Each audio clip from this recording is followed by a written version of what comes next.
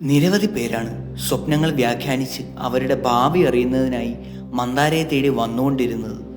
എന്നാൽ ഒരു ദിവസം മന്ദാര ഒരു സ്വപ്നം കാണുകയുണ്ടായി. ആ സ്വപ്നം മന്ദാരയ്ക്ക് എന്തെന്നില്ലാത്ത സന്തോഷം നൽകി. എന്നാൽ ഒരാശങ്ക അവളെ ബുദ്ധിമുട്ടിലാക്കി. താൻ കണ്ട സ്വപ്നം വ്യാഖ്യാനിക്കുമ്പോൾ ഇനിയുള്ള കാലം ഒരിക്കലും പ്രതീക്ഷിക്കാത്ത വിധത്തിലുള്ള സൗഭാഗ്യങ്ങളാണ് മന്ദാരയെയും അവളുടെ മകളെയും കാത്തിരിക്കുന്നത്. എന്നാൽ മന്ദാരയുടെ സ്വയം സ്നേഹവും ആഗ്രഹങ്ങളും കാരണം സ്വപ്നത്തെ കൃത്യമായിട്ടാണോ താൻ വ്യാഖ്യാനിക്കുന്നത് എന്ന സംശയം അവളെ അസ്വസ്ഥമാക്കി. ഏതായാലും അവൾ ആ സ്വപ്നം വ്യാഖ്യാനിച്ചെടുത്തു. മന്ദാര കണ്ട സ്വപ്നം ഇപ്രകാരമായിരുന്നു: ഒരു വരണ്ട കുളം, അതിൽ ഒറ്റപ്പെട്ടു നിൽക്കുന്ന ഒരു ആമ്പൽ ചെടി. വല്ലപ്പോഴും മാത്രം പെയ്യുന്ന ചെറിയ മഴയിൽ കുളത്തിലേക്ക് ഒഴുകിയെത്തുന്ന അല്പം ജലത്തിന്റെ സഹായത്താൽ അങ്ങനെ വാടിക്കരിയാതെ നിൽക്കുകയാണ് ആ ആമ്പൽ ചെടി.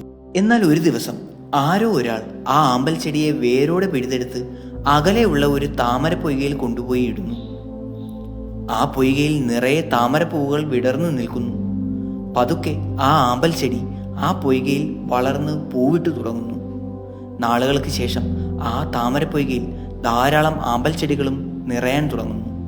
ഇതായിരുന്നു മന്ദാര കണ്ട ആ സ്വപ്നം.